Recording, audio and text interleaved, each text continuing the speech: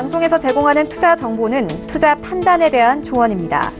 방송에서 제공하는 주식의 가치, 가격 상승 및 가격 하락에 대해서는 방송사에서 보장하지 않습니다.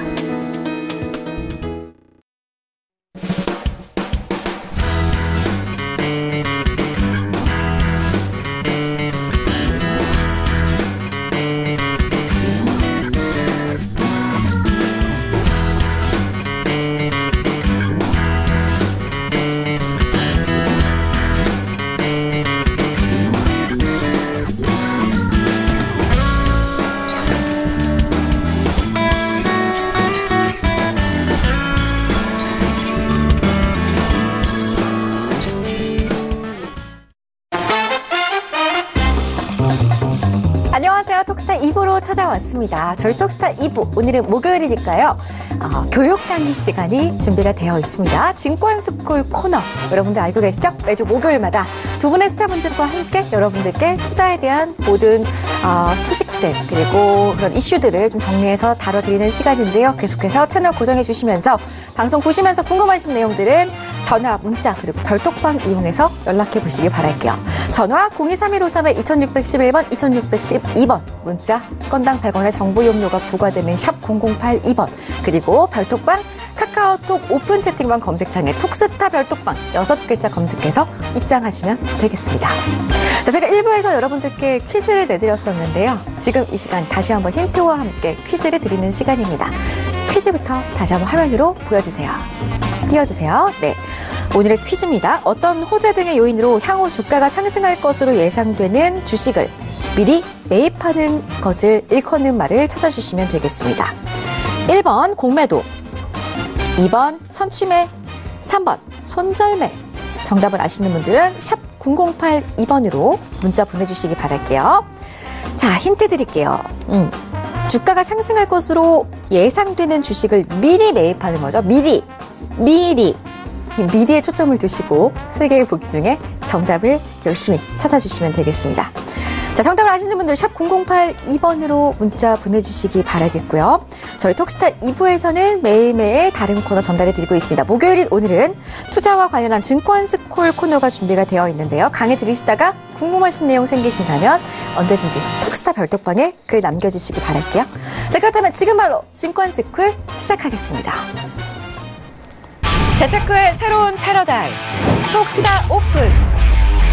주식, 해외 선물, 가상화폐까지 모든 투자를 한눈에.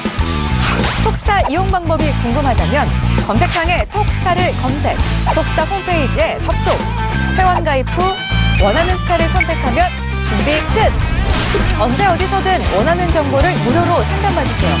생활 속의 재테크 톡스타, 지금 바로 접속하세요.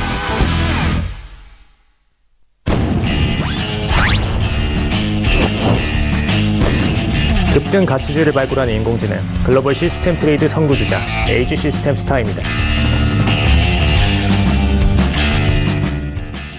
네, 오늘 함께 두 분의 스타분들 소개해드릴게요. 인사부터 나눠보겠습니다. 안녕하세요. 네, 안녕하십니까. 네, 반갑습니다.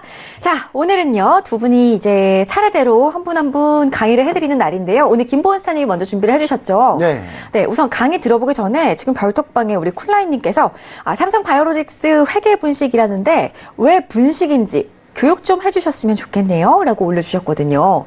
이 네. 부분에 대해서 어떻게 생각하시나요? 저 오늘 기본적 분석 들어가는데요. 기본적 분석을 드디어 이제 교육 강의 들어가거든요. 네. 이제 거기에 있습니다. 어차피 내용이 있어서. 내용이 있나요? 네, 이제 보시면 아마, 안 그래도 삼바 특집으로 제가, 삼바 특집으로 또 네. 자세히 갖고 왔기 때문에 네. 한번 보시면 좋을 것 같습니다. 좋습니다. 우리 민재팬님께서 목요일 2부는 고급 강의를 들을 수 있어서 너무 좋습니다라고 남겨주셨어요. 역시나 오늘도 고급 정보들 준비되어 있다고 하니까요. 계속해서 채널 고정해 주시기 바랄게요. 자, 우리 에이지 시스템 스타님도 네. 시청자분들께 인사 말씀 좀 부탁드릴게요. 지난번에 강연을 잘 하셨나요? 네, 강연회 잘 진행했고요. 그때 이제 좀 많은 분들 남으셔가지고 같이 식사하고 가셨는데, 자리가 그때 좀 짧다 보니까 많은 분들이 좀 이제 컨설팅이나 이런 것들을 좀 많이 필요로 하셔가지고, 저희가 교육 플랜을 연말까지 진행을 하기로 해서, 교육 플랜 기준 교육 강의 만들고, 그 다음에 그 후에 같이 진행하셨던 분들 기준으로 해서 같이 대회 열어가지고 같이 실전 트레이딩 들어가는 쪽으로 교육 커리큘럼 짰으니까요. 그 부분 문의하실 분들께서는 톡스타 측으로 문의하시면 같이 참여를 해보실 수 있을 것 같습니다. 재밌겠네요. 그러면은 그때 당시에 세미나에 참석하지 못하신 분들도 참석을 하실 수 있는 거죠? 그러니까 교육 강의를 연말까지 네.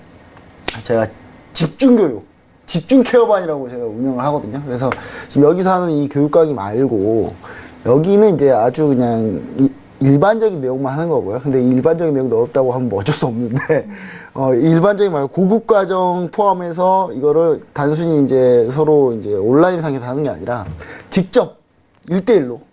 과외처럼. 과외처럼. 교육만 합니다. 뭐 투자에 자문을 하는 건 아니고요. 또 오해하실까봐 얘기 드리지만. 교육을 1대1로 제가 아주 그냥 집체교육으로 스파르타식으로 한번 해드리려고 합니다. 근데 이게 저한테 좋은 게요. 연말까지 무조건 끝내고 내년 초부터 새롭게 시작한다. 그렇죠. 내년 초부터 새롭게 시작하는데 제가 물론 교육 같은 경우가 제가 그 교육을 하면서 매매도 어떻게 같이 하는지까지도 다 해드리니까 제가 봤을 때는 절호의 기회가 아닌가 이렇게 좀 생각을 해봅니다. 그래서 한번 많은 분들이 해외 선물 그 다음에 국내 주식에 관심이 있다면 이 교육 강의 프로그램에 들어오시면 집중 케어반 꼭 들어오시기 바랍니다. 알겠습니다. 근데 제가 2019년도 이번에는 좀 특이한 거를 말씀을 드리자면은 사실 해외 선물 클릭 주문창으로 넘어가면은 주문창에서부터 그냥 이거 못하겠다. 이 빠른 걸 어떻게 잡냐 이렇게 하시는 분들이 계시는데 이번에 제가 그 주문창 컨트롤을 제가 어떻게 하는지 이거를 제가 직접 이렇게 옆에서 하면 따라락 하는 거 보여드리도록 하겠습니다. 그래서 이게 그 기계적으로 확확확 걸어버리는 게 있거든요. 그래서 그거를 컨트롤을 어떻게 하는지를 알려드리면은 아마 매매 지금 한 40대 이상 분들은 사실 HTS 이용 때문에 못하시는 분들도 굉장히 많으신데 이 컨트롤 한번 알려드리면은 매매하실 때 전혀 속도적인 부분에서 문제가 없지 않으실까 싶습니다. 좋네요. 따로 뭐 학원이 마련이 되어 있지 않으니까 이렇게 강의를 통해서 여러분들 교육 강의 그렇게 따로 마련이 되어 있는 오프라인 강의를 통해서 좀 많은 궁금증들 해결해 가셨으면 좋겠습니다. 2019년도에는 2018년보다 좀 더 나은 매매를 하실 수 있도록 도움을 주신다고 하니까요. 자세한 문의사항은 1577-7451번 아래 전화번호 나가고 있는데요. 많이들 연락하신 다음에 궁금증 풀어가시기 바랄게요. 우리 민재팬님께서 오프라인 강의 평일날 하는 건가요? 라고 하시는데요. 평일반, 주말반 다 있나요? 이제 신청하신 분이 어느 때 시간이 나는지 그 시간에 맞춰서 합니다. 시간까지 맞춰주나요? 시간에 맞춰서 해드리니까 제가 이제 그래서 한정적인 분들만 봤거든요. 근데 이미 거의 찼어요. 자기는 사실 많이 찼는데 지금 날짜가 많이 안 남았습니다. 안 남아가지고 좀 제가 봤을 때는 신청하신 분은 빠르게 이제 신청하시면 좋을 것 같고 무료입니다. 무료예요. 무료입니다. 왜 저희가 이제 그 매매 자금 가지고 이제 매매 세팅하는 것도 있기 때문에 실질적으로 완전 무료라고 보시면 됩니다. 무료라고 하니까 우와 대박 이러시면서 지금 별톡방에 아주 지금 야단이 났습니다. 무료라고 하네요. 저도 사실은 교육비를 지불해야 되는 건 줄 알았는데 무료라고 하니까요. 아래 계속해서 열려있는 전화번호 이용하셔가지고 두 분의 교육 강의 오프라인으로 만나보실 수 있는 그런 방법들, 참여 방법 다시 한번 자세하게 도움을 받아가 보시기 바라겠습니다. 자, 우리 김보원 스타님부터 그러면 오늘 강의 한번 시작을 해볼까요? 지난 시간에 이어서 오늘도 수고를 좀 해주십시오. 일단 오늘 강의는요. 일단 드디어 경기 분석 재미없다는 분들 너무 많아가지고 드디어 이제 기본적 분석 갑니다. 근데 기본적 분석 더 아마 없다고 하실 줄 않을까. 어렵다. 그러니까 재미없다기보다는 어렵다고 하시겠죠. 일단 어렵지만 한번 무조건 어렵다고 피하면 안 돼요. 그러니까 어차피 부딪혀야 될 거거든요. 그러니까 부딪힐 때 제대로 부딪혀서 제대로 알게 되면 그때부터 주식이 정말 쉽습니다. 사실 저는 주식이 제일 쉬울 때 언제가 쉬웠냐면요. 차트 보면서 별로 저는 주식 쉽다고 느껴본 적이 한 번도 없어요. 근데 이 기본적 분석을 딱 다 이해하고 나서 주식을 봤을 때 쉽구나 이게 이렇게 좀 생각이 들었었기 때문에 물론 그렇게 쉬운 주식도 분식회계 앞에서는 무너집니다. 답이 없어요. 회계를 분식을 하게 되면 기본적 분석 자체를 할 수가 없습니다. 일단 뭐 저희가 계속 누누이 얘기 드리지만 이렇게 2008년에 이렇게 급락했던 이 구간에 우리가 어떤 자산에 투자하고 있었느냐가 제일 중요하다고 제가 계속 얘기를 드립니다. 우리가 이걸 알려면 주식을 처음부터 기초부터 잘 쌓고 나가시면은 결론적으로 나중에 이런 구간에 좋은 투자를 우리가 찾을 수 있다라는 거를 제가 얘기를 드리고요. 자, 오늘 드디어 주식을 분석하는 방법에서 기본적 분석을 드디어 들어가게 됐습니다. 예. 사실 지표 분석 더 많이 남았는데 경기순환 분석에서 이제 지표를 좀 더 남았거든요. 지표가 사실 제가 가지고 있는 지표 교육 강의 자료 중에 약 한 10%만 보여줬고요. 뒤에 한 40개가 넘는 지표들이 더 있는데 그거는 뭐 다음에 뭐 이렇게 교육을 원하시는 분들한테 한해서 제가 해드리도록 하겠습니다. 자, 항상 매매 팁 시간이 있죠. 오늘 매매 팁입니다. 자, 이렇게 목요일말마다 분석을 하면 괜찮아요. 목요일마다 분석을 하면 어느 정도 흐름을 알 수 있으니까. 자, 오늘입니다. 오늘 수급 변화의 특징은 뭐냐? 오늘 기관이 순매수했다는 게 특징입니다. 기관이 이렇게 순매수를 했죠. 외국인이 현선물 순매도, 외국인이 현선물 모두 다 순매도를 드디어 하고 있습니다. 예. 예전에는 현물만 매도하고, 현물 매도하고 다시 현물을, 현물 매도 쳤다가 선물을, 환매수했었고, 그 다음에 다시 현물을 지금 매도하고 있고, 지금 그런 상황인데요. 여기서 이제 특징적이고 또 하나 꼽아보자면 연기금액, 코스닥 매도, 코스피 매수가 계속 이어지고 있다, 지금. 오늘 또 역시 코스닥은 팔고 코스피로 넘어왔습니다, 많이. 자금이. 이거 계속 얘기 드리고 있죠, 제가? 그래서 반드시 피해야 될 종목이 뭐라고 얘기 드렸습니까? 연기금이 매도하고 있는 코스닥 종목은 절대 들어가시면 안 된다라고 계속 얘기를 드리고 있어요. 예, 그리고 기금에서 순매수하는 코스피 종목을 잘 봐라. 진짜 제일 중요한 특징은 뭐냐면요. 이 금융투자입니다, 금융투자. 금융투자가 오늘 순매수를 보였습니다, 순매수. 1350억. 이게 뭐가 중요하냐. 목요일마다 교육 강의 들어보신 분들은 아 이거 대단히 중요하다고 느낄 거예요. 왜냐? 날짜를 한번 돌려보죠. 자, 10월 15일부터 10월 31일까지입니다. 지난달 15일부터 31일까지. 금융투자가 어떻게 했습니까? 어마어마하게 샀습니다. 1조 3천억 원 샀어요. 예. 코스피에서 1조 3천억 원, 코스닥에서 6천억 원, 두 개 합쳐 2조 원. 금융투자 제가 이거 하기 전에 두 번째 섹터가 뭐였습니까? 우리가 두 번째 챕터가 원래 우리 이미 했던 것 중에 각 금융투자 기관들이 하는 일 해가지고 제가 다 설명을 드렸잖아요. 금융투자가 어떤 일을 하는, 어떤 성격을 가지고 있는지 얘기 드렸잖아요. 그렇죠? 10월 15일부터 10월 31일이면 어느 때입니까? 장이 폭락했을 때예요. 우리나라 코스피가 폭락했을 때인데 그 폭락했을 때 금융투자가 2조 원을 풀어서 받았어요. 받았는데 자 날짜 보죠. 이제 11월 1일부터 11월 14일까지입니다. 사실 오늘까지 포함한 오늘이 중요한 이유는 그래서 중요한 거거든요. 어제가 14일이었죠. 어제 14일까지 오늘 15일 오늘 무슨 날? 수능날. 예. 오늘 수능날 때 하고 어제까지 14일까지 흐름을 봤을 때 금융투자는 어떻게 했냐. 코스피에서 1조 3천억을 매도를 했고요. 코스닥에서 거의 5천억을 매도를 했습니다. 둘이 합쳐서 1조 8천억, 1조 9천억 매도했어요. 그러니까 10월 중순부터 말까지 샀던 거를 11월에 다 팔았어요. 11월 중순까지 해가지고 다 팔아버렸어요. 제가 얘기 드렸잖아요. 금융투자 뭐 하는 애들이라고? 단타라고 얘기 드렸잖아요. 그쵸? 근데 어떻게 됐습니까? 제가 금융투자가 여기서 막 사길래 제가 얘기 드렸잖아요. 지수 급반도 V자만도 못한다. 왜냐? 올라오면 금융투자가 팔 거기 때문에. 금융투자 팔았잖아요. 그쵸? 너가 언제 그런 얘기 한 적 있어? 한번 한 3, 4주 전 거 한번 돌려보세요. 이 얘기를 노래 불렀으니까 계속 이 목요일날 강의 시간에 팔았잖아요. 지수 어떻게 갔습니까? 이렇게 V자만도 못하고 이렇게 있다가 이렇게 가고 있죠. 그죠? 한 번 더 맞았죠. 여기서. 간단한 겁니다. 이거는 이런 패턴은요. 그러니까 주식시장 오래 보면은 이렇게 눈에 보이는 패턴입니다. 금융투자가 그럼 뭐 하는 애들이라고 다시 한번 설명해 드릴까요? 금융투자?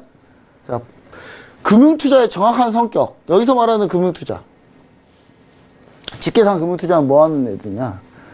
각각의 증권사, 풀압, 운용사, 자문사 이런 애들이 전부 다 자기 계정 매매, 고유자산 매매, 즉 자기 자본 가지고 매매하는 걸 금융투자라고 해요. 그쪽 직계는 다 이쪽으로 걸리는 거예요. 자기 계정입니다. 자기 계정. 공격적인 매매예요. 공격적인 매매. 여기는 얘기 드리지만 자기 계정 말고 반대가 특별 계정이라고 있어요. 고객의 돈은 위험하게 투자를 못해요. 그건 당연한 겁니다. 연기금? 너네 막말로 상한가 따라잡기 해서 수익 내. 근데 연기금 그렇게 투자 못합니다. 왜냐? 운용 세칙이라는 게 있어요. 자기 자본이 아니기 때문에. 국민의 돈을 모아가지고 한 거기 때문에 운용의 세칙들이 다 있습니다. 그런 것도 뭐합니까? 투신, 연기금 이렇게 따로 집계를 하죠. 투신 같은 경우는 마찬가지로. 이거 대부분 특별 계정이에요. 그러니까 자기 자본 계정이기 때문에 상당히 공격적이라는 겁니다. 이런 얘기를 서울뷰티 TV에서만 들을 수가 있을 거야, 아마. 왜냐하면 다른 경제방송이나 이런 데서는 이런 얘기를 못 하죠. 왜냐? 모르니까. 모를걸요, 아마? 금투자 뭐 하는 사람들이, 금투자 여기서 주문내는 사람 만나본 적도 없을걸요, 아마 대부분이? 예, 저는 장담합니다, 그렇게. 예. 아마 거의 다 만나보지도 못했을 거예요. 일단, 우리가 그 TV 보면은 모니터 한 8개 둘러싸여가지고 계신 분들 있잖아요. 그래서 막 주문 내고 계신 분. 예, 그런 분들이 다 여기 있어요. 예. 선수들이죠, 이른바. 예. 사실, 프랍데스크 들어가잖아요? 프랍데스크 들어가면, 우리나라에서, 예를 들어, 되게 유명한, 프랍데스크에서 이렇게 매매, 자기 자본 계정 가지고 매매를 한다 하면은 거의 매매 선수들이에요, 거의. 근데, 중요한 건 수명이 짧습니다. 수명이 짧아서 오래 하지 못합니다. 예, 저 나이 좀 한 35 넘어가면 사실상 거의 은퇴 수준을 받습니다, 거의. 대부분이. 근데 그 전에 이제 돈도 많이 벌기도 하고요. 뭐, 자세한 얘기는 제가 나중에 또 다시 한번 해드리도록 하고. 자, 연기금이 지금, 10월 중순에 샀었고, 연기금이 중요한 거는 10월 중순부터 말까지 연기금이 다 샀어요. 코스피, 코스닥. 근데 11월에 어떻게 바뀌었습니까? 그러니까 이런 포인트, 어떻게 바뀌었는지 잘 봐야 되는 거예요. 그러니까 연기금 어떻게 바뀌었습니까? 코스닥을 팔고 코스피를 사죠. 근데 그 팔고 산 금액이 거의 비슷합니다. 그쵸? 누가 바뀌었습니까, 연기금? 헤드가 바뀌었잖아요. 운용 철학이 바뀐 거예요. 이것도 한 2주 전에, 2, 3주 전에 얘기 드렸어요, 계속. 근데, 간과하신 분들은 간과하실 수도 있고, 이제 와서 보니까, 진짜 그러네? 이렇게 보실 수도 있겠지만. 근데 한 가지 공통점은 있습니다. 10월 말부터, 10월 중순부터 말까지, 그 다음 11월 초부터 중순까지. 공통점이 뭐냐? 개인은 계속 사고 있다는 겁니다. 코스피에서. 예. 큰일 났어요. 개인 투자 좀, 그만 좀 사지 좀. 예. 자. 최근 원달러 상승에 또 다음 넘어갈게요. 지수가 견조한 편이다. 요것도 특징인데요. 잘 보이시나는지 모르겠네요. 여기 보면은 원달러가 올라가면 뭡니까? 원화가 강세입니까? 강세라고 생각하는 분들은 다시 공부 다시 하셔야 돼요. 자, 원달러가 다시 올라가요. 이거는 원화가 약세라는 얘기죠. 그럼 지수가 떨어져요. 그쵸? 자, 원달러가 다시 내려갑니다. 그럼 원화 강세죠? 그럼 지수가 다시 올라가죠. 그쵸?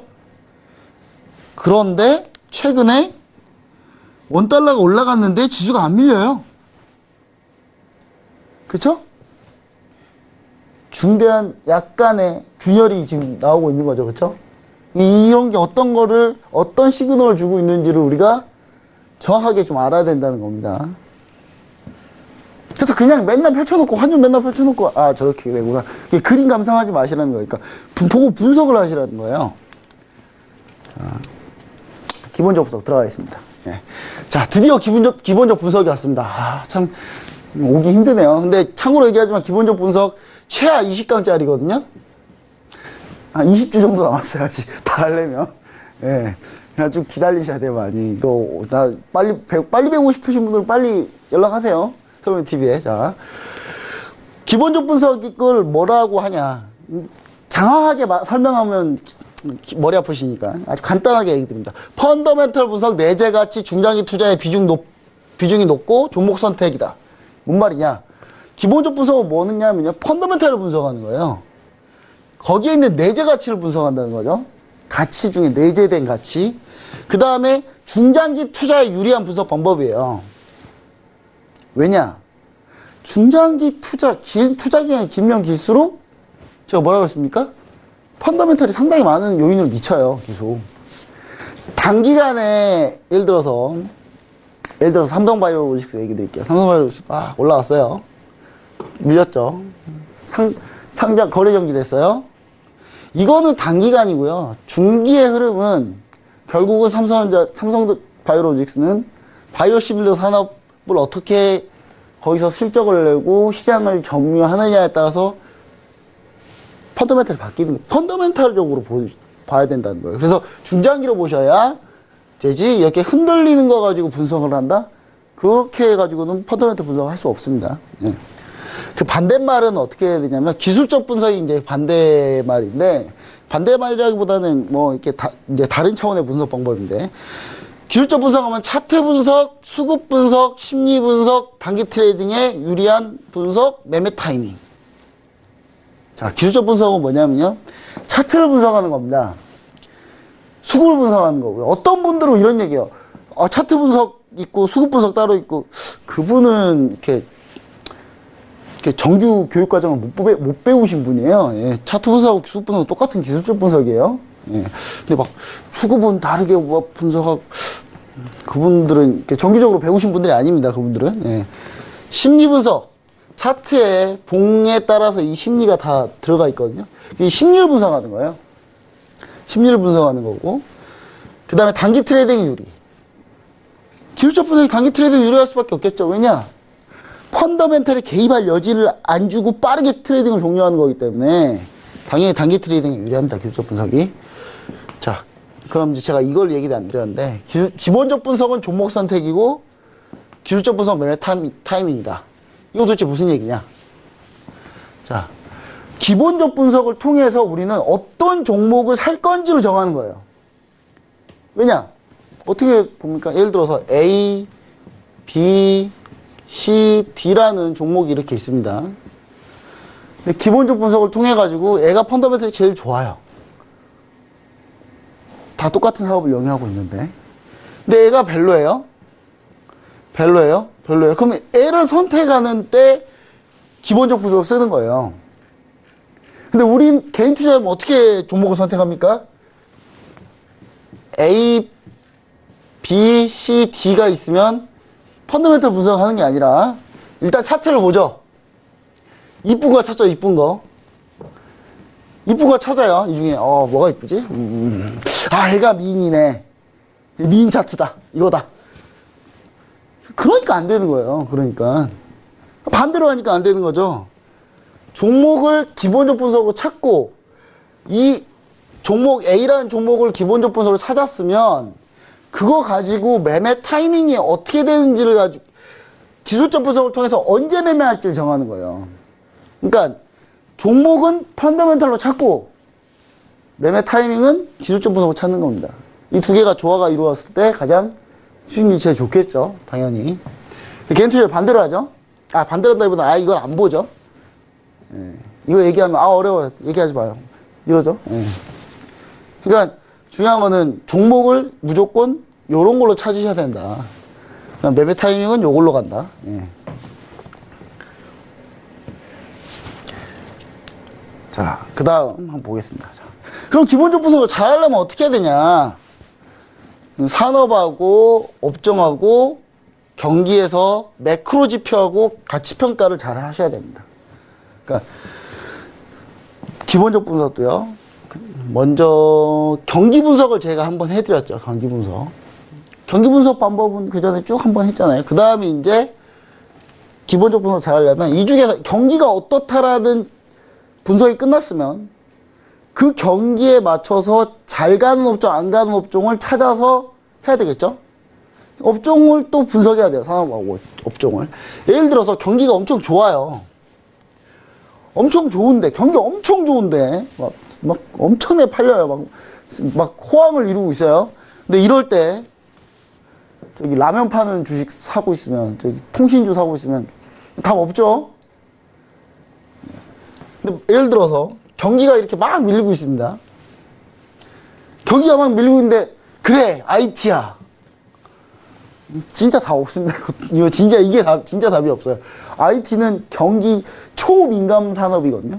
우리가 잘 생각해 보자고요. 우리가 돈 있으면 뭐 합니까? 우리가 돈 많으면 휴대폰도 좀 바꾸고 컴퓨터 좀 쓰다가 좀 안 좋아. 바꿔. 그렇잖아요. 근데 돈 없으면 어떻게 됩니까? 휴대폰, 좀 더 쓰자. 조금만 더 쓰자. 노트북 좀 더 쓰자. 예, 자꾸 구입 시기를 미루게 되죠. 자동차도 약간 비슷합니다. 자동차도 중국이 현재 지금 10월 자동차 판매량이 약 11% 감소를 했죠. 좋을 리가 없겠죠, 경기가. 자, 종목에서는 종목 본연의 가치를 분석을 해야 됩니다. 종목에서는 이 종목이 가지고 있는 본연의 가치. 그럼 본연의 가치를 어떻게 분석하냐? 분석하는 방법은 여러 가지가 있는데요. 자, 첫 번째 이제 재무제표 분석이 있습니다. 재무제표 분석. 재무제표를 분석을 통해서 분석을 할 수 있는데, 재무제표에는 뭐가 있냐? 재무상태표.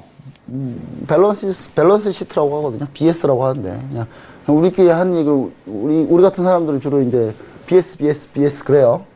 손익계산서, 이건 IS라고 많이 하고요. 현금흐름표, 캐시플로우 등을 이제 분석해서 하는데, 이게 회계적인 상식이 좀 필요해요. 상식이 좀 필요합니다. 지식 아닙니다. 지식 아니에요. 아이고. 지식 아니다. 상식이다라는 거. 상식이다라는 거 잘 생각해 보시고요. 자, 재무 데이터를 통해서 기업의 지금까지 저축해 놓은 돈, 기업이 지금까지 쌓아놓은 돈, 그 다음에 기간별로 약속해서 움직이는 돈, 그리고 실제로 움직이는 돈, 이 세 가지를 파악하는 거예요. 쌓아놓은 돈, 약속해서 움직이는 돈, 실제로 움직이는 돈, 이 세 개를 파악하는 거예요. 되게 쉬운 거예요. 어떻게 보면 엄청 쉬워요. 근데 왜 이렇게 어려울까요? 솔직히 너무 쉽게 만들면 정말 쉽게 만들 수 있거든요. 근데 이게 어려운 이유가 너무 쉽게 하면 회계사분들이 다 이렇게 돈을 못 벌어서 어렵게 한다고 합니다. 자, 예를 한번 들어보겠습니다. 자, 마지막에 딱 있었는데 질문이 있었네요. 자, 재무제표 분석하는데 일단, 자, 삼성바이오로직스 한번 예로 들어볼게요. 자회사, 삼성바이오로직스가 있죠. 삼성바이오로직스가 있는데, 삼성바이오로직스의 자회사죠. 자회사. 또 이게 또 칠판 이상하게 시작한데. 자, 자회사 삼성바이오에피스라고 있습니다. 바이오에피스.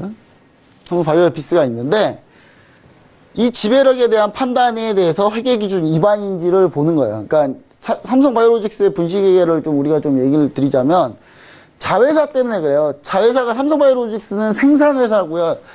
바이오에피스는 연구회사인데요.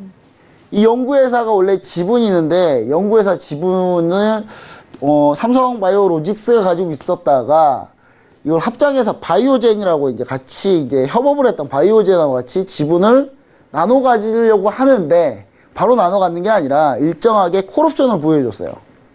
너가 어느 때 되면 이거 주식 권리를 행사해. 이렇게. 근데 이제 이 삼성 바이오 에피스에 관한 문제였거든요. 근데 2016년 4월 감사보고서, 2016년 4월이면 2015년도겠죠. 종속기업, 삼성 바이오 에피스가 종속기업이었어요. 종속기업.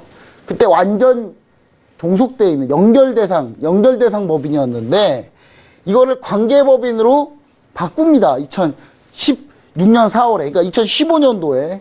이때 바꿔요.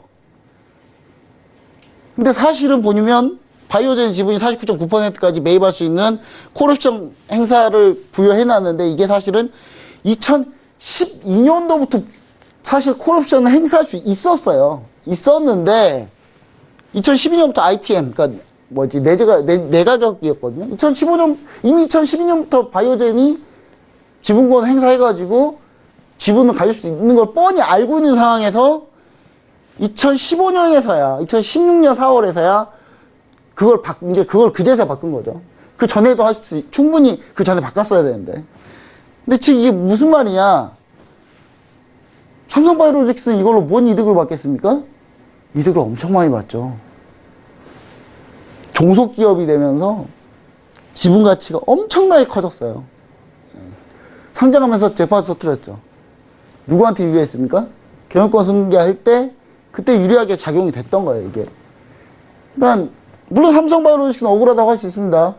회계법인들 아무 문제 없다 그랬거든요. 근데 그 회계법인들 가끔 틀리기도 하고요. 가끔 의도적으로 틀리기도 하고요. 가끔 억지로 틀리기도 합니다. 예. 그러니까 그 말은 무슨 말이냐. 어떻게 보면 짜고 칠 수도 있다라는 얘기예요. 그래서 제가 봤을 때는 이런 부분이 문제가 됐기 때문에 이 부분에 대해서 이런 것들을 앞으로 계속 재무 분석을 통해 가지고 제가 어떤 것들이 있었는지 제가 사례를 통해서 알려드리겠습니다. 네, 좋습니다. 오늘은 기본적 분석까지 진도를 나가봤는데요. 재밌네요. 경기가 좋을 때, 안 좋을 때 접근을 해야 하는 섹터부터 단기적인 관점, 장기적인 관점으로 매매할 때 기간에 따라서 먼저 어떤 걸 기준으로 접근을 해야 하는지 그때그때 다른 방법들까지도 알려주셨습니다. 많은 도움이 되셨길 바라겠고요. 김본스타의 재무제표 분석 강의는 다음 주 이 시간에 이어서 하도록 하겠습니다. 자, 그럼 다음으로 우리 LG 시스템스타의 강의를 들어봐야 될 것 같은데요. 네, 준비를 해주시죠. 네. 지난 시간에 강의한 내용 이어서 계속 해주시는 거죠? 네, 저번에 이제 ETF 관련된 부분을 좀 짚어드렸는데, 이거 좀 연결해서 좀 하나 멘트를 드리면은, 네. 지금 이거 콜옵션 행사 가능성, 이거에 대해서 사실 올해부터 계속해서 회계 관련자들이 좀 얘기가 많았었는데, 이 행사 가능성 이 부분이 사실 2012년도부터 제시가 됐는데, 이 친구들이 행사를 안 했죠. 네, 안 했기 때문에 평가 가치가 제로였는데, 이거를 본인들이 회계에다 넣어버림으로써 5조 평가를 내렸습니다. 예, 5조 평가 매김으로써 이제 이거 지분의 절반이죠. 절반가량이 50.01%죠. 예, 이 지분 퍼센티지가 약 2조 5천억 정도 됩니다. 예, 그거를 회계에다 반영시켰기 때문에 자산 가치가 뻥튀기 돼서 그래서 주가를 뻥튀기 시켰다. 이렇게 평가를 내리는 부분으로 보시면 되겠습니다. 그래서 사실 콜옵션 행사를 안 할 부분을 본인들 재무제표에 반영을 시킨 거기 때문에 문제가 됐던 부분이죠. 이제 이건 간단히 아까 질문 들어왔으니까 얘기를 드렸고요.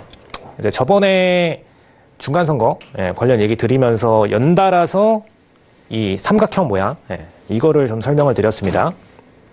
연준, 그다음에 정부. 그래서 이 삼각관계에 대해서 집중적으로 파고들었는데 이 부분은 한번 좀 복습을 할게요. 저번에 강연회 때도 이 부분을 한 번에 이해 못 하시는 분들이 계셔가지고 사실 제일 중요한 구조입니다. 딱 여기 중앙 라인을 기준으로 해서 채권자와 채무자가 나뉜다라고 얘기를 드렸죠. 네, 지금 칠판이 좀 이거 입력이 안 되는 것 같은데.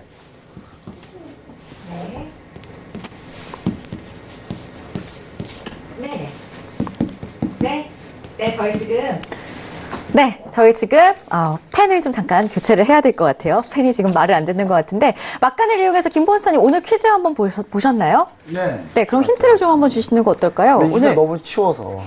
네, 힌트를 살짝 주시죠. 한문을 잘 하시면 되지 않을까 싶습니다. 한문으로. 저도 그 생각을 했는데, 네. 한문 이렇게 미리 매입하는 거잖아요. 미리 매입하는 거니까 우리 한문을 좀 잘하신 분들은 충분히 알 수 있지 않을까. 근데 그러니까 개인 투자자분들이 제일 선호하는 수익 스타일입니다. 그러니까 미리 샀다가 나중에 급등 빡 나오는 그 스타일인데 사실 이런 종목 찾기가 정말 쉽지가 않습니다. 근데 확률상 이 종목은 주로 반대로 갈 가능성이 높아요. 흥부하다가 밑으로 폭락할 가능성이 높은 종목들을 필연적으로 개인 투자자들이 칼라로 잡는 그런 경우가 많기 때문에 네. 사실 제일 좋은 방법은 돌파 매매라고 저는 생각하거든요. 그래서 올라가고 있는 종목들, 추세적으로 올라가고 있는 종목들을 이렇게 잡는 그런 방법이 제일 좋은데 사실 제일 마음 편한 방법은 지금 퀴즈에 나온 저런 방법을 통해서 주식을 매수했을 때가 가장 마음 편하게 수익을 낼 수 있지 않을까 그런 생각을 해볼 수 있겠네요. 알겠습니다. 자, 퀴즈 힌트도 드렸으니까요. 다시 한번 잘 생각해 보시고 정답 확인해 보시기 바랄게요. 잠시 뒤에 정답 공개하겠고요. 다시 한번 LG 시스템스타 만나보겠습니다. 네, 사실 오늘 지금 말씀드리는 이 ETF 종목이 바로 이런 매매를 해야 되는 종목이 아닌가 싶습니다. 네.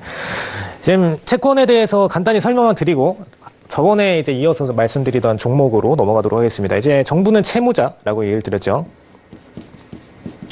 네, 정부는 채무자고 연준이랑 금융권은 채권자라고 얘기를 드렸습니다. 네.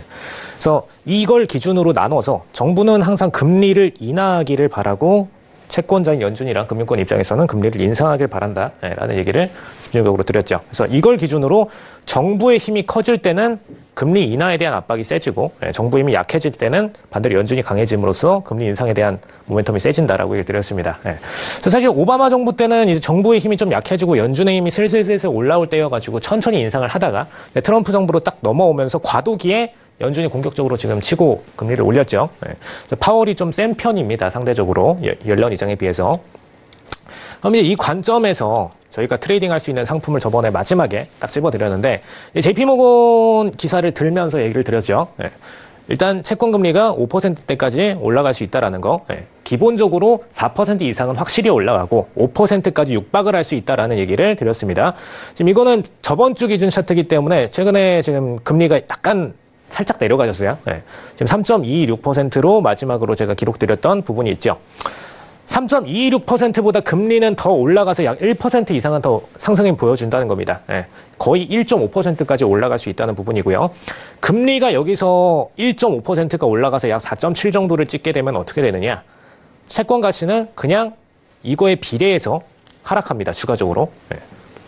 채권 가치랑 금리는 반비례이기 때문에. 예.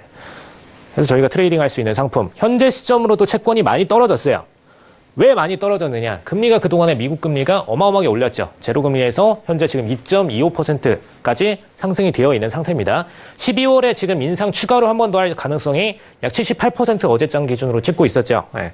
그렇기 때문에 12월에 또 추가 인상하면은 그 인상분만큼 더 하락할 수밖에 없습니다. 예. 아직까지는 이 인상 퍼센티지가 계속해서 공격적인 움직임을 안 보여주고 있기 때문에 그냥 횡보권 머물러 있고요. 다시 인상 본격적으로 진행하면은 추가 하락이 할 수밖에 없죠. 기준금리가 올라가니까요. 그래서 그거 기준으로 채권 ETF는 반드시 인버스로 반대죠. 매도죠. 매도에 대응해야 되니까 저희는 주식에서는 매수 버튼밖에 없잖아요. 매수 버튼밖에 없으면은 채권에서는 인버스라는 종목으로 차트를 뒤집어 놓습니다. 뒤집어 놓는 기준은 상품을 증권화시켜서 상장을 시켜요. 그래서 채권은 인버스. 인버스라고 쳐보시면은 나오십니다. 제가 이 종목 코드를 한번 가져와 봤어요. 여기 바클레즈 아이패스 트레저리 10-year bear ETF 10년 동안의 채권 갖고 있는 이 장기 채권 물량에 대해서 베어로 한마디로 베어는 이제 인버스랑 똑같은 겁니다. 외국에서 쓰는 대체 단어인데 베어 상품, 인버스 상품으로 투자를 하겠다. 그걸 ETN으로 만들어놨다. 보시면은 채권이 떨어지는 차트, 아까 방금 이 차트랑 딱 반대 모양으로 이렇게 상승하죠. 그죠? 그래서 상품은 반드시 반대로 투자하실 수 있는 그런 상품군으로 투자하시면은 차트가 떨어질 때는 그냥 인버스로 트레이딩 매수로 들어가시면 되겠습니다. 그럼 이제 이 종목 한번 설명을 드렸고, 저번에 이제 설명드리다 만 종목이 이 종목이죠. 지금 달러에 대해서 얘기를 드렸습니다. 달러를 지금 매년 연초에 1월마다 트럼프가 통화 정책을 약달러에서 강달러로 이런 식으로 바꾸고 있어요. 트럼프가 집권하고 나서는 기존에 오르던 달러를 나는 약달러로 가겠다. 이러면서 트럼프 집권 딱 시작하자마자 바로 약달러로 쭉 떨어졌습니다. 그러다 1년 차에 정확하게 연초 발언할 때 강달러로 바꾼다 해서 강달러로 쫙 올라오고 있는 상태죠. 어제도 추가적으로 97선 돌파 보여주면서 계속해서 강 모멘텀을 찍고 있었는데, 내년도 초반에, 내년도 1월이죠. 내년도 1월에 다시 한번 약달러로 바꿀 가능성이 굉장히 높습니다. 그래서 이때 기준으로 다시 또 N자로 내려갈 수 있는 만큼 미리 ETN 상품으로 혹은 ETF 상품으로 달러 매도에 대해서 준비를 해 놓으셔라. 지금 이렇게 말씀을 드리는 부분이고요. 최근에 차트 보시면은 1월 기준으로 터닝해서 쫙 올라왔죠. 지금 97선 이상으로 올라왔습니다.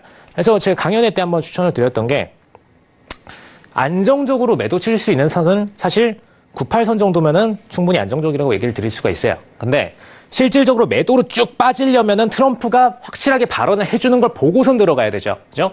만약에 저희가 예측을 했는데 트럼프가 내년도에 우린 계속 강달러를 한 번 더 밀고 가겠다. 이래버리면 확 틀어집니다. 그래서 지금 시점에서 매도를 치시면 안 되고요. 달러 인덱스는 조금 더 냅두십시오. 냅둬서 98선 추세상으로 충분히 도달할 수 있습니다. 98선 도달하고 나서 다시 약달러 전환해서 내려가 줄 때 트럼프 발언 확인하시고 이때 기준으로 ETF나 ETN, 인버스로 한마디로 매도장으로 진입을 해서 트레이딩 1년간 끌고 가시면 되겠습니다. 딱 트레이딩 1년 끌고 가시면 됩니다.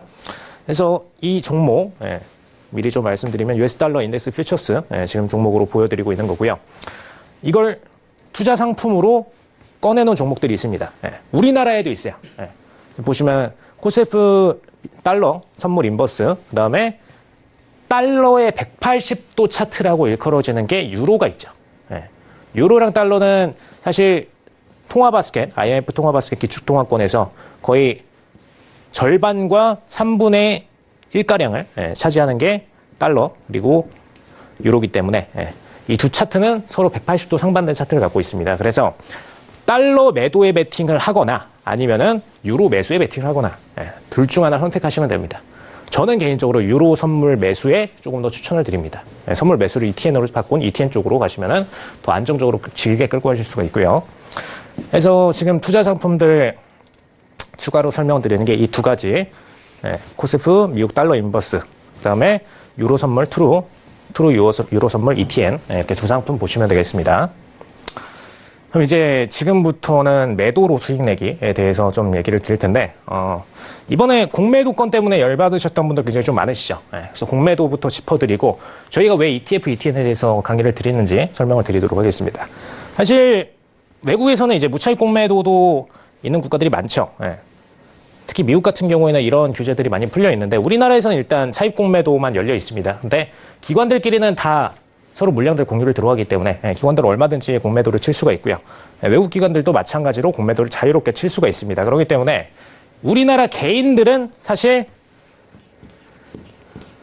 매수 플레이밖에 불가능하죠. 그래서 기관들이 보고서를 내는 걸 보시면은 다 매수 리포트밖에 없어요. 기관 보고서 매수 리포트 제목 보세요. 제목 보시면은 거의 기자들, 작가들 이상입니다. 막 현란하게 막 이번 상승 모멘텀에 이만한 추천주는 없다. 막 이러면서 리포트들을 써요. 그렇게 쓰는 이유가 있습니다. 개인들을 매수치게 해야 본인들이 매도를 칠 때 포인트에서도 그리고 매수를 칠 때 포인트에서도 탄력적으로 상승을 받을 수가 있죠. 그래서 물량을 털 때도 본인들이 좋고요. 그다음에 매수를 칠 때도 본인들이 좋습니다. 근데 해외 기관들은 매도 리포트를 많이 써요. 왜냐? 개인들도 공매도를 할 수 있는 경우들이 있기 때문에 개인들이 공매도를 할 수 있다면은 우리가 같이 매도 리포트를 써줘야 공매도를 칠 때 더 큰 수익을 낼 수가 있죠. 그렇죠? 근데 우리나라는 개인들이 매수밖에 안 되기 때문에 실질적으로 리포트 내는 거는 매수밖에 낼 수가 없습니다. 더군다나 이제 공매도 같은 경우에는 외국 기관들은 자유롭게 치는데 상대적으로 우리나라 국내 기관들은 자유롭게 못 치죠. 공매도 공식 때문에. 실질적으로 매출 타격이 있다 보니까 특히 프랍들 같은 경우도 살짝 눈치 보면서 하는 경우가 있습니다.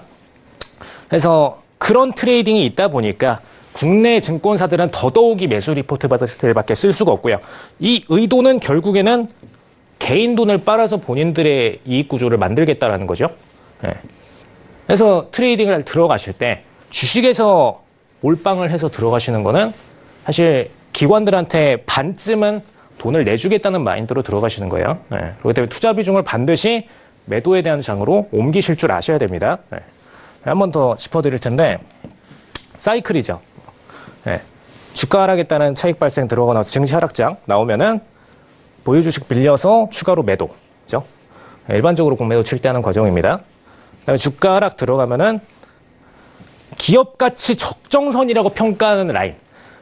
심지어 매수 리포트에도 이만하면은 지금 저평가다라고 하는 라인 그 이하까지 차트가 계속 빠지죠. 당연히 빠집니다. 공매도 치니까요. 공매도 칠 때는 뭐 적정 가치 이런 거 없습니다. 일단 추세 한번 타면은 일단 그때 한 번에 쏟아 부어서 내려야 돼요. 내려야 되기 때문에 그땐 단기적으로 적정 가치라는 게 없죠. 적정 가치 평가 라인 이하로 계속 빠집니다. 그래서 개인들 입장에서는 여기서는 튕겨줘야 되는데 분명히 워렌 버핏 책 읽고 많이 읽었는데 이때 튕겨줘야 되는데 왜 안 튕겨주지? 돈으로 미니까요. 그죠? 그리고 나서 이제 손실 보고 나서 추가적으로 초저단가까지 내려가게 되면 그때 급격하게 매수 트레이딩으로 바꾸죠. 쇼커버링으로. 그렇기 때문에 기본적으로 이 리포트를 보고선 하시는 거는 기관들 게임 안에서 플레이를 놀아나시는 겁니다. 그래서 이 장에서는 반드시 매도에 대한 대응을 보유 자금을 나눠서 준비를 하셔야 되고요. 지금 매도에 대한 트레이딩 세 가지를 좀 설명을 드릴 거예요. 국내에서 개인들이 가능한 매도 트레이딩. 일단 선물 거래 가능하시죠. 그죠? 지금 제가 메인으로 짚어드리는 게 선물 거래는 아니에요. 근데 일단 매도에 대해서 트레이딩 가능한 종목들을 뽑아드리는 겁니다. 선물 안에서는 국내 선물, 그다음에 해외 선물이 가능하시죠. 그죠? 근데 지금 국내 선물, 해외 선물 중에서 어떤 게 조금 더 편하냐? 국내가 일단 가까우니까 국내가 더 편하실 것 같죠? 일단 기본 예탁금 때문에 보유 자금이 적으신 분들은 국내 선물 진입하기가 쉽지가 않습니다. 왜 그러냐? 왜 해외 선물이 그럼 진입 더 쉽다는 거냐? 해외 선물은 기본적으로 개인들도 쉽게 장에 들어올 수 있도록 증거금을 낮춰놨어요. 그러니까 외국은 이 매도장에 대해서 오픈망이 됩니다. 이번에 비트코인도 보시면은 비트코인은 해외 선물 CME장에서 12월 달, 작년 12월에 오픈했어요. 우리나라는 오픈 막았죠. 공매도 치면 오히려 장 투기장으로 변할 거다라고 생각해서. 근데 그것 때문에 우리나라에서 다 돈으로 매수만 쳐가지고 사실상 우리나라 차트랑 외국 차트랑 이격이 괜히 커졌습니다. 예.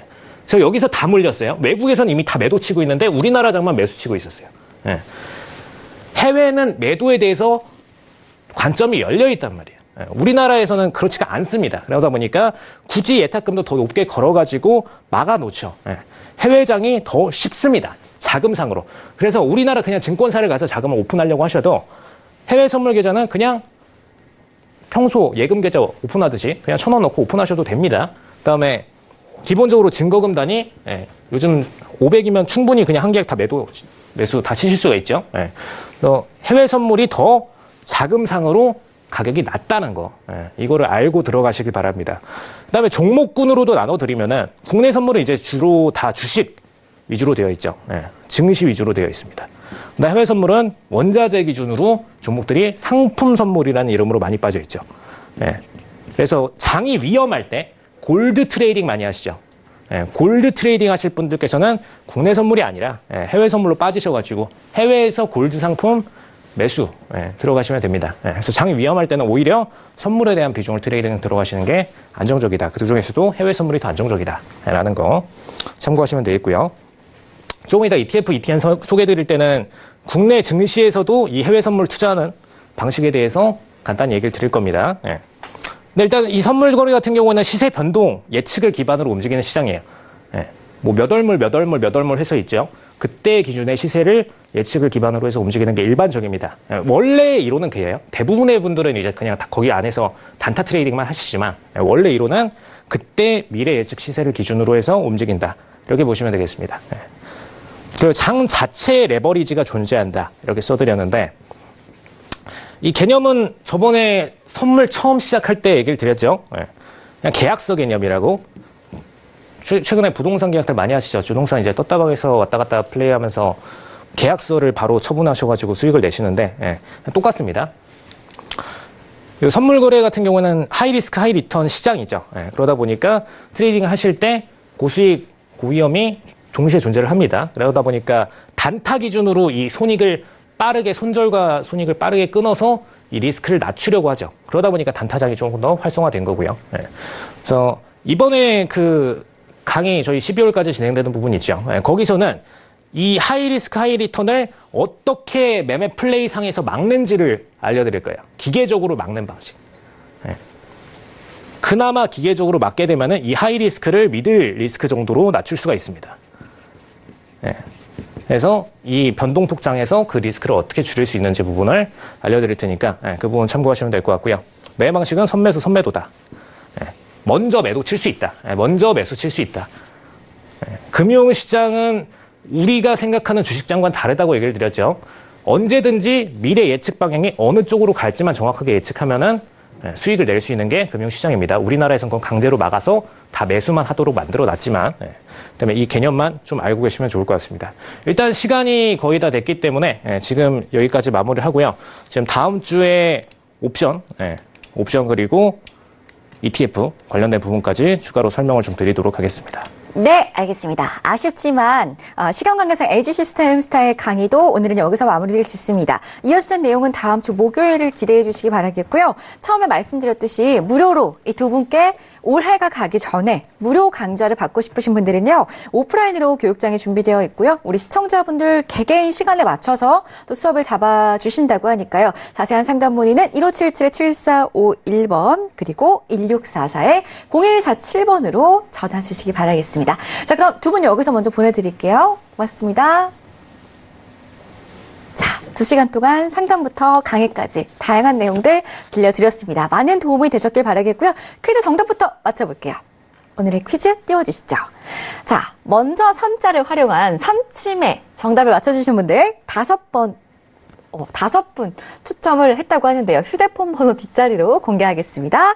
자, 6627님, 그리고 3548님, 0416님, 3228님, 5850님까지 이렇게 5분 당첨되셨다고 합니다. 오늘은 진심으로 축하드리고요. 내일 톡스타 고객센터에서 전화 드린다고 하니까요. 모르는 번호여도 꼭 전화 받아주시기 바라겠습니다. 방송 끝난 후에도 검색창에 톡스타 검색하셔서 홈페이지 접속해 보시기 바라겠고요. 저희 내일 밤 8시에 다시 돌아올게요. 시청해주신 여러분 고맙습니다.